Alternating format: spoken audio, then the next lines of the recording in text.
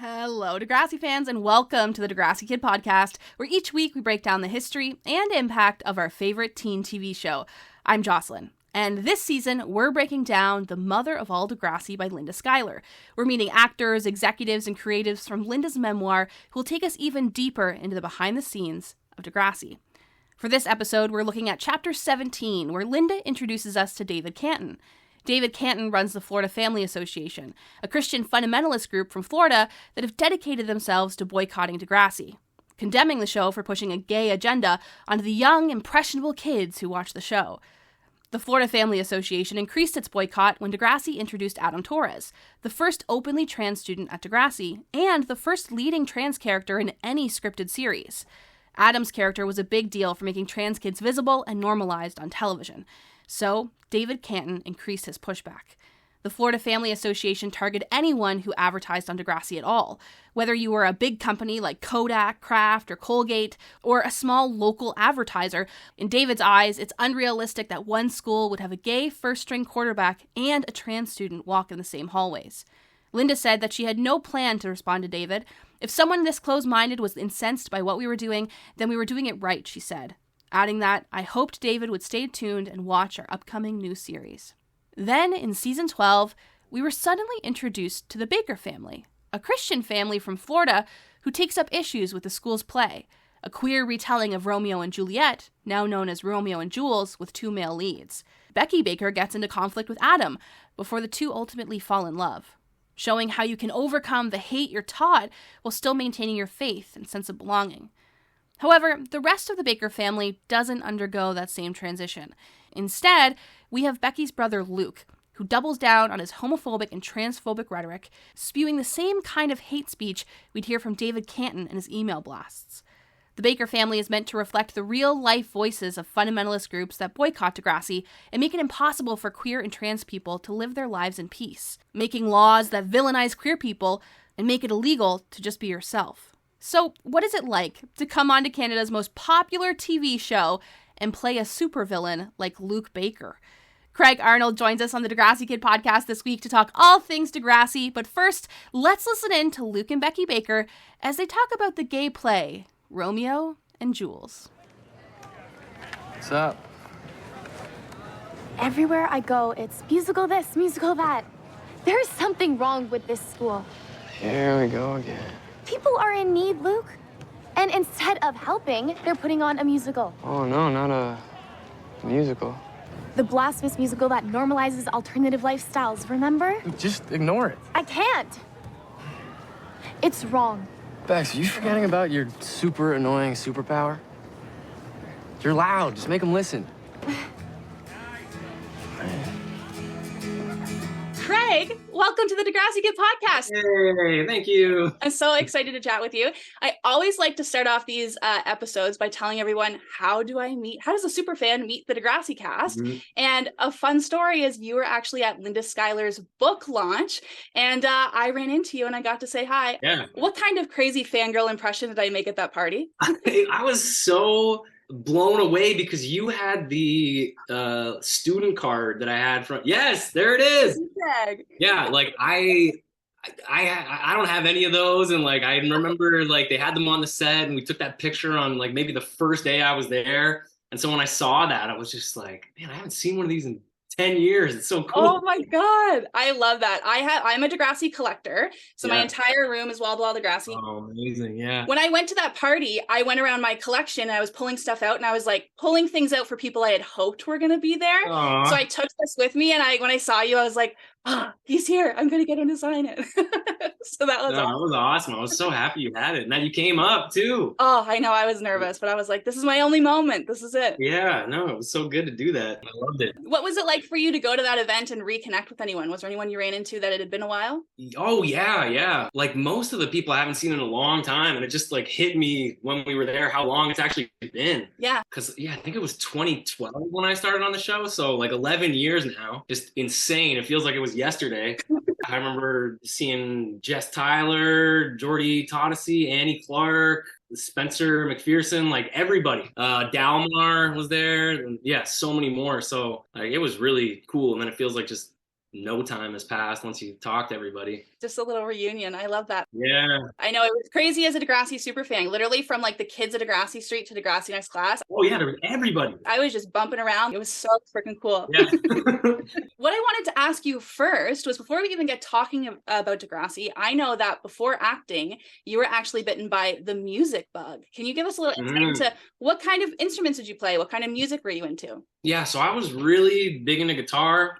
I still am. Yeah, I started playing in bands in like junior high school, just like really fell in love with it. 13 years old, just, you know, you hear something that really connects with you and you're like, I want to just try that. Like, it was just some like impulsive thing drawing me to it. And so, yeah, I was just so enamored with music and just wanted to be able to play like all the people I heard so badly. And yeah, I just loved it then. I love it now.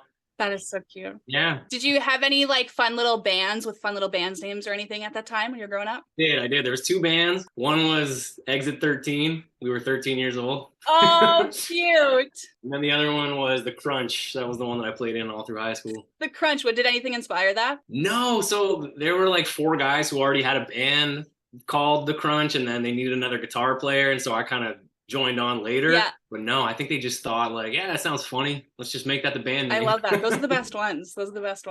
Yeah. Well, I also know that the acting bug came after you performed in a school play. Can you tell us, like, why did this suddenly change your mind that now you wanted to be an actor? Yeah, so it was a couple things. That was when I was in 12th grade, and the band that I was playing in, The Crunch, like everyone was going off to university, to different schools the next year. So it just felt like we can't really keep this going the way that we want to.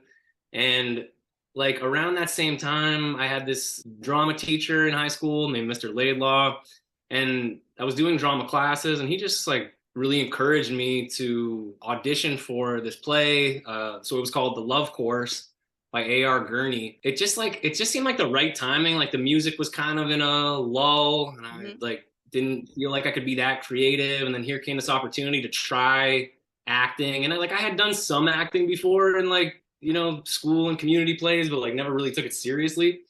And like just as we rehearsed it and did the play, it just hit me like, this is really cool. You can be creative in this too. You can kind of try to find your own voice and do it the way you want to do it, like really similar to how I found music. Yeah. And yeah, so it just kind of was like an evolution of that feeling. That is so cool. How much time passed between you getting this kind of interest in acting to you getting your first gig? It was a while. Like, yeah, so I first like really got interested in the 12th grade, and then it wasn't until I was like 20, I think, that I got my first real gig on a show. It was an episode of a show called Haven.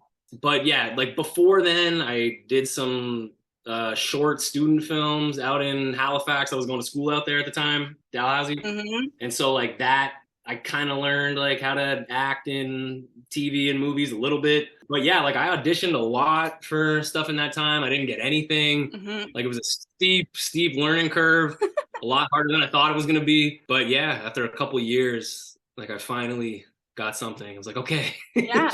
And now you look at your IMDb and it's like I normally, if I interview someone from Degrassi, I go and like watch all the shows that they're in the movies. And I was like, I don't have enough time to do that. You're in way too much stuff.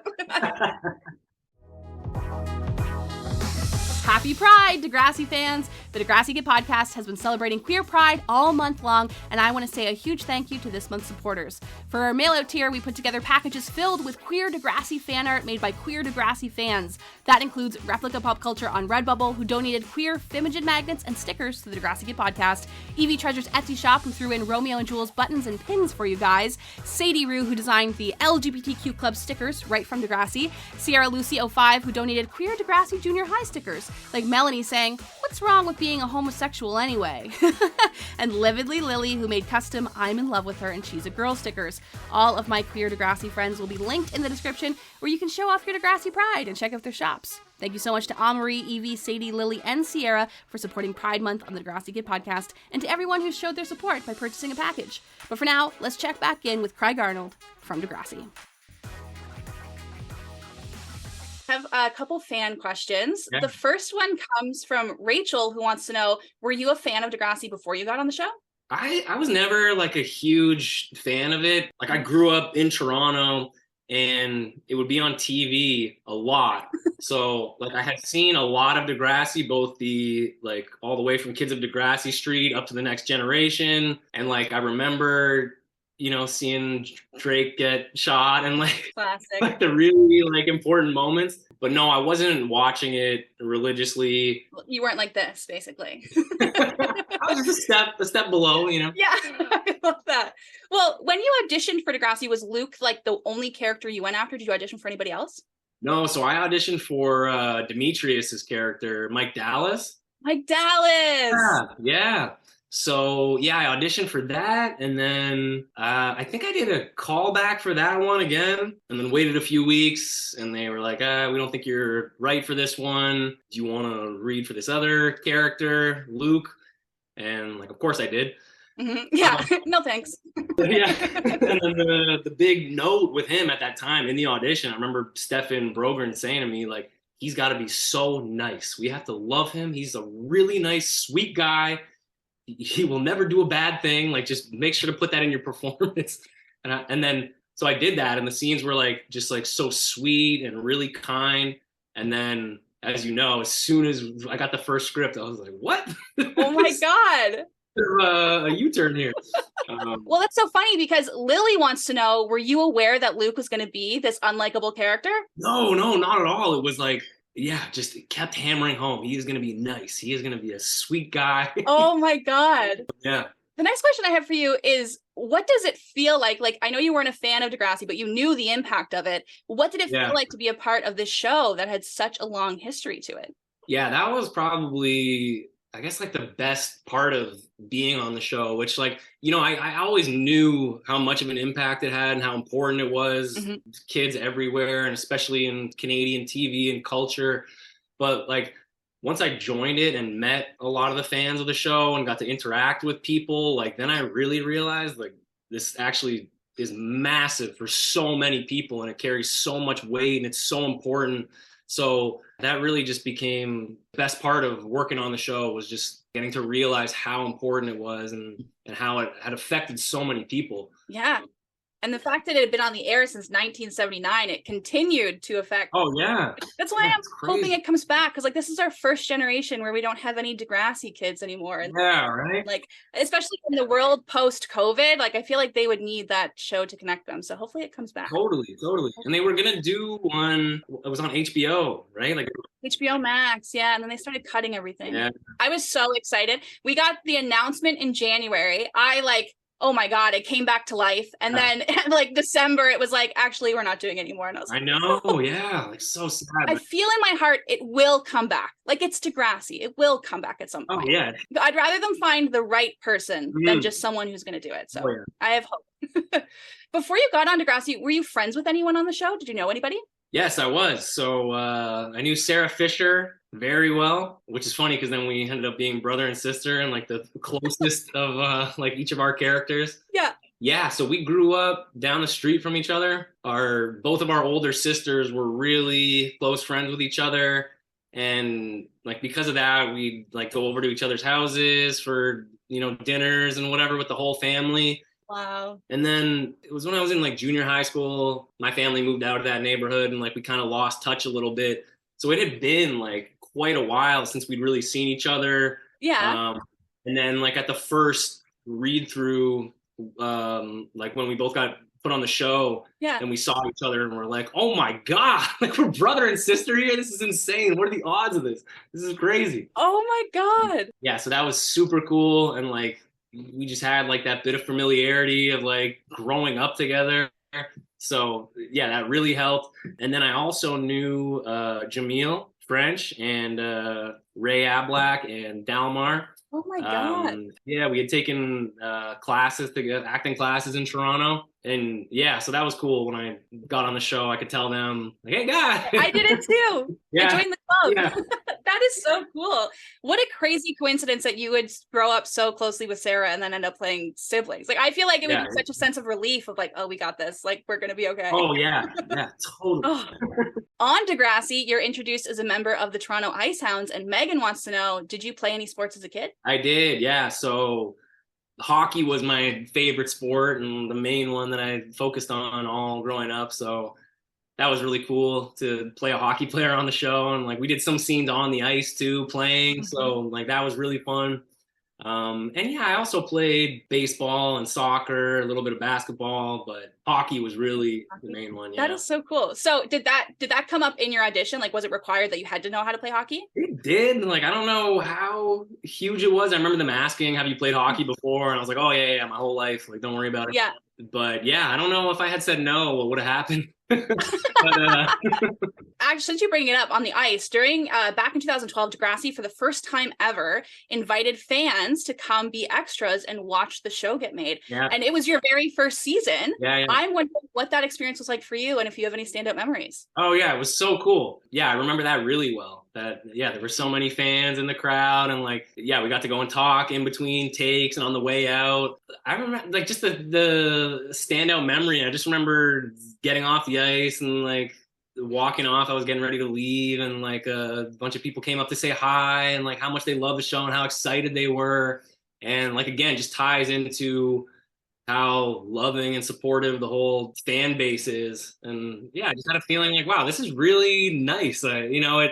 It doesn't feel like it's just a show. Like it really has a soul and like heart to it. And well, fun fact, you and I did not meet at that event, but I heard from the publicist who was like, hey, we're doing this thing. If you can come out, you can be an extra on Degrassi. Yeah. And I flew out for the day. I got to be an extra on Degrassi, and I got to watch you act in Degrassi. And but I still have those core memories of being like, oh my God, I'm watching my favorite TV show get made. And it was so cool. So which, do you remember like what scene that was? Yeah, it was from season 12. Yeah. The episode's called Rusty Cage is the main one. And then it appeared like 4 more times where, but I have a standout memory actually from it because I'd actually gotten there early and they were like, okay, you can go ahead, go on in. And Dylan Everett was skating up the ice and he fell and the whole crowd went, oh. Yeah. And I was like, oh my God, that's so embarrassing because I didn't get the prep that you were supposed to say, oh. That was. Yeah. So then he gets up and he goes again and he falls and everybody goes, oh. And I felt so, I'm like, I know this is his first season. I felt so embarrassed for him. Yeah. And then why can't this guy skate, man? Literally, I was like, they probably should have checked this out. And then he gets up and does it again and everybody goes, oh. And I was like, this is a TV show. This isn't real. That's the scenes that they were filming, and specifically Cam getting like bullied and having a hard time. Yeah. I remember that very well. Yeah. It was a core memory for me. So yeah, I thought it was so cool that I got to, I didn't get to go to much music parties or anything. I just got to fly out for like that one event, but it's like a core. I mean, I was an extra on Degrassi. I'm going to brag about it. Oh, it's so cool. Yeah. That's awesome. So Craig, it's pretty clear that Luke Baker isn't one of the most well-loved characters on Degrassi. He tackles a lot of heavy storylines from the abuser side. And of course, we need those characters because otherwise, how would we have those big moments on Degrassi? But from your perspective, what is it like to join this iconic, well-loved TV show and play such an unlikable character? It was definitely bittersweet. Mm-hmm. A lot of times, most of the time even, I just wanted to be a nice guy for a scene or two. Just, of course I knew the character was super important and that was the role I was playing. Mm-hmm. But yeah, I definitely did have to just kind of remind myself of that and remember, it is fake, but you're going in to work and shoot the scenes and you're like saying really terrible things and doing terrible things to people. It can like mess with your head a little bit. So yeah, I just tried to keep reminding myself this is acting. This is the whole point of this. We're telling this story. You need to have these characters. And like we were exploring really important topics too. And, things that do happen in the real world. So like there's weight to it and responsibility. So yeah, it was important. But yeah, definitely there were times where I just was hoping I could get a scene to just be nice. I believe that. Jem wants to know, do you find that it changes the fan perception of you? Like, do people look at you differently because you played Luke Baker instead of someone like Eli or Cam? I mean, the only experiences I had like interacting with any of the fans, like, at the hockey game that we were talking about, or any of the parking lot premieres at Much Music, everyone was so sweet. So, mm-hmm.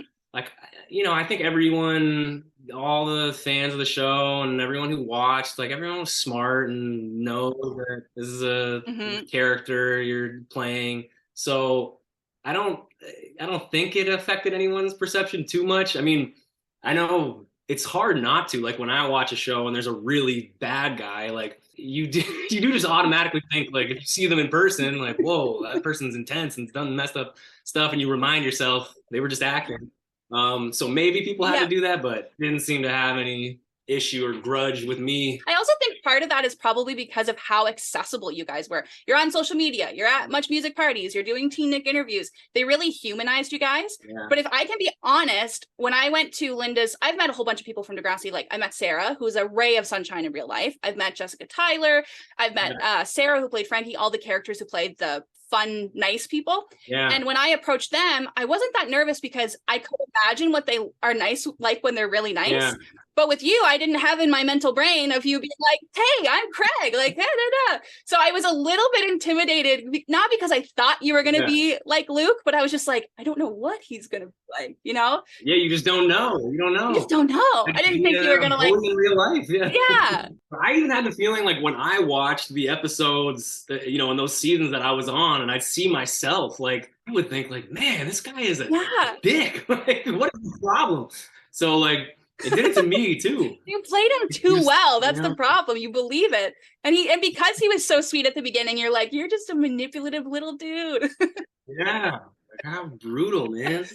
Sierra wants to know about the preparation process for playing someone like Luke Baker. Does any kind of research go into that? Does the Degrassi people, do they kind of prepare you for anything? Yeah. So like a lot of the times with the storylines that we were covering, it'd be based on things happening in real life, in the real world. And like, they were always good at telling us, you know, this is based on something that happened last year, 2 years ago, just recently. And so we could kind of go and research whatever had happened. And I just felt that it was important for me to just know the weight that these storylines were carrying and just to really be respectful of them with such heavy, vulnerable topics. Because like, you know, like going in to shoot Degrassi is really fun. There was like 20 of us all, you know, young and like having a good time. First big show most of us had done.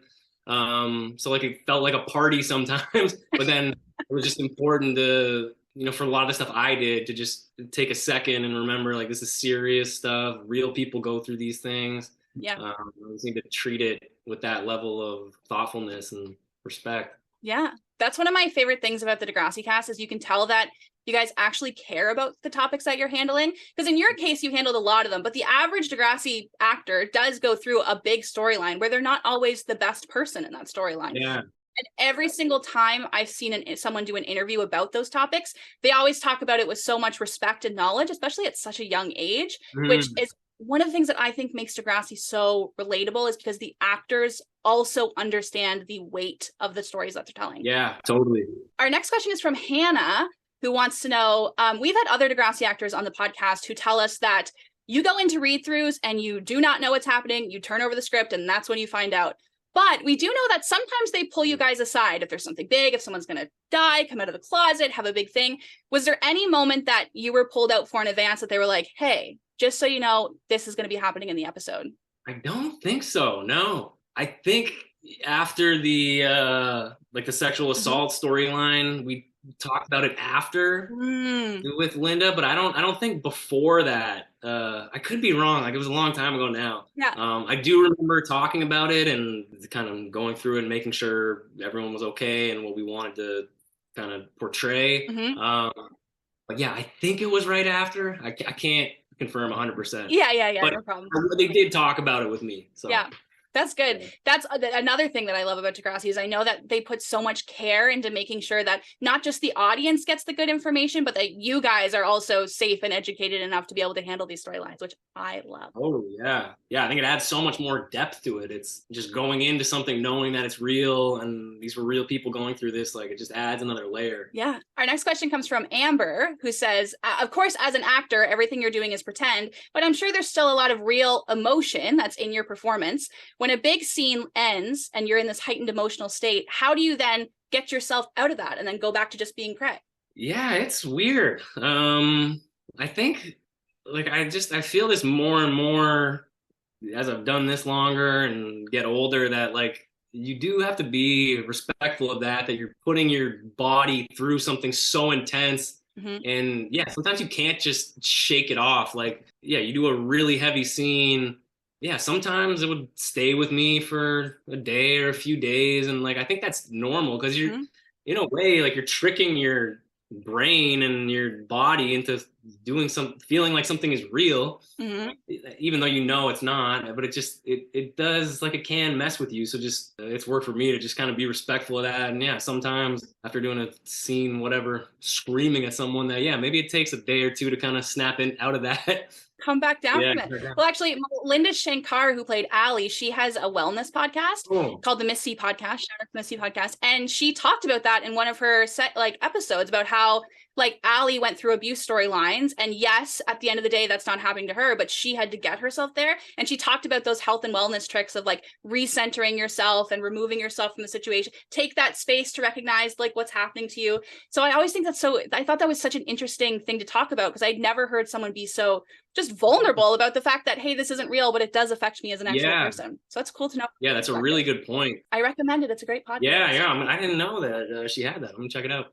Marie wants to know, what's the biggest thing that you've learned from playing someone like Luke Baker? Ooh, biggest thing. It's tough with like characters who are pretty much totally villains, Yeah. that like for me personally, when I play them, I don't want to do it as like a caricature and like a twirling the mustache kind of like level bad guy. Like you want to humanize it. He has to believe that he's good, basically, right? Yeah, exactly. And have like some justification for what they're doing, no matter how messed up it is. Mm-hmm. Yeah, you want to try and, I don't know if empathize is the right word, but just kind of understand where they were coming from a little bit. Even like I obviously disagree with everything Baker chose to do, but you can see like, okay, well, it's kind of sad if you were whatever brought up these ways and consumed these things and were influenced by these people. Like, okay, yeah, maybe you would start thinking certain thoughts and thinking certain behaviors were okay. And yeah, it's like makes it a little more authentic, in my opinion. Yeah. That's a hard question to answer because I'm basically asking you to say, how do you relate to someone who's horrible? But you're exactly right. Like these people really do exist and they are still really human beings. And even if like they're deplorable, inside their own minds, they're justified. And you have to try to connect with that in some way and portray it. So, I mean, you did a great job. I'm just going to say. Oh, thank you. Thank you. Yeah, most people don't think that they're the bad guy. Yeah, you're never the bad guy in your own story. That's never the case. So, and I do think that you connected with Luke because I really felt like he was a good guy when he first started. And when he, in scenes where he told Becky, like, I don't blame you, I believed that he thought that he was right in that moment, even though everyone else. Yeah, to him. Yeah. Are you crazy, man? Have you not seen what you've done? Yeah. Jenny, who I think is like, well, she's been to like many fan events. Oh, sweet. She wants to know if you could change your character's ending, what would you change it to and why, or would you change it at all? Ooh, I mean, I think it ended the way it was supposed to for Luke. I guess if I could have changed anything, I would have wanted him to become more aware of the impact that he had on people and how much he had hurt people and how wrong so many of the things that he did were. I feel, just personally for me, that would have been nice to feel like, okay, like he's finally understanding what he's done. It's a complete circle in the story. Yeah. But I do think it worked for the story that, he just had to be put away. Yeah. Yes, exactly. At that point, he should have been gone. Yeah. I agree with you because I think Degrassi does do a really good job of showing you that good people can do bad things. Like, how do teenagers get pregnant? How do people get addicted to drugs? But I love with Luke that they showed that bad people can do bad things, and that's the end of it. Like, they're going to go get punished for it. Not everyone deserves a redemption from certain things. So I like that they didn't give us that, because most times if someone starts in the show, they start like Holly J. She starts really mean and then they get nice, and then they do this and then they get nice. But I'm happy that we got that complete. It almost felt like the people who went through that probably got a lot of justice out of that story. No, that's a really good point. I hadn't thought of it that way. It's just more kind of real and messy that way. There are people who do bad things and don't ever think that they were wrong, and it's like an uncomfortable fact. So yeah. Especially because in a lot of way earlier in season 4, they handled a similar storyline, but the guy doesn't get charged as guilty, which is more realistic, I think. Yeah. But I think this was probably good for people who needed to see it. Like, it is worth it to go through these steps because this is the justice that could be served. So yeah. Adriana wants to know, if you could play a different character on Degrassi, who would it be? Ooh, who would I be? You know, I really liked Ray's character, Sav. He had such a fun relationship with Mindy on the show, and he was playing in the band too, so that was really fun. And I mean, like, he's just such a good actor too, so he did such a good job. So part of it's just like, yeah, I wish I did that. Yeah, especially with the music thing, you could get the crunch on there. It would have been great. Crunch, yeah. Your generation really kicked off the Much Music live parties where you could meet fans and watch the show together. And I'm wondering if you have any standout memories from those LOT parties, or even especially your first early ones where it was all new to you. Yeah, those were super fun. Like, that was such a cool way to kick off each season and have all the fans of the show downtown in Toronto. I remember there was someone who came and had a big billboard that said, I just drove 7 hours from, I think it was somewhere in Pennsylvania. Like, please sign my my poster. And everyone did. Yeah, that just like hit me that was so cool and sweet that she'd come that far for the premiere party. I love that so much. It's so nice to know from the fan perspective that the actors like hold on to those memories and they really stand out. And I'm not surprised at all that she drove out all that way. Now, Craig, probably the biggest question I wanted to ask you is about David Canton and the Florida Family Association. Linda details in her book that there was this Christian fundamentalist group that boycotted Degrassi and specifically targeted their gay characters. And it's heavily implied that the Baker family was meant to represent this specific point of view. So I'm curious, how familiar were you with the Florida Family Association and the story behind the Baker family while you were playing Luke Baker? So at the time when I was doing it, I was not familiar. I didn't really realize like the real life side of it until I read Linda's book. Yeah. Yeah. So no, at the time when I was doing it, I didn't know that. Oh my God. How did it feel to read it? Were you like, oh, wait, this is about me? Yeah. It was a shock, and like, it made me really happy too. Like, fuck that guy. And like, I'm so happy that she like pushed back in that way. And like, so stupid what he was trying to do. Like, yeah. Just get a life, man. This is so dumb. He specifically said it's unrealistic that one school would have a gay first string quarterback and a trans student. And I was like, out of all the things that happen at Degrassi, that's the most unrealistic thing you can pull out. Yeah. Like, are you kidding me, man? Get over this. Yeah. So I love that she did that, just to like. Yeah. Now do you reflect on it and you're like, oh my God, kudos to Linda. Yeah. I'm like, that's badass, man. I'm happy to be it. Yeah. And it adds more to that layer of realism because, like, I mean, you guys come in and you boycott the play. She ends up falling in love with the trans character. And it really tells a story of how you can work through the hatred that you were taught while still keeping your faith. And that was what makes the Bakers, even though they're so hard to watch sometimes, it's what makes it one of my favorite families, because I love learning about the history and impact of Degrassi and learning that Linda told these stories with a purpose about real people. So that's why I was like, I got to see if Craig will come on here and talk about this and see if you know it. I think it's the best way to deal with that issue of, him trying to pull advertisers and stuff, and say, okay, we're going to show how this really works and dive deeper into this perspective. Yeah. I totally agree with you. She did something, she also talks about this in her book, but she did it similarly when she was making Degrassi High. She had gotten a letter from a pastor who was upset that they had an interracial couple on the show. So in the next season... I saw it in the book, yeah. Yeah, in the next season, she had them kiss, and then their kiss was in their opening montage. And I just love knowing that Linda was like, if you come to me with a problem, I just know that I have to talk about it on my show. So yeah. It means it's at the point where it needs to be put on the show. They're just feeding her storylines at that point. She's just probably gone through and like, oh, okay, this is the one.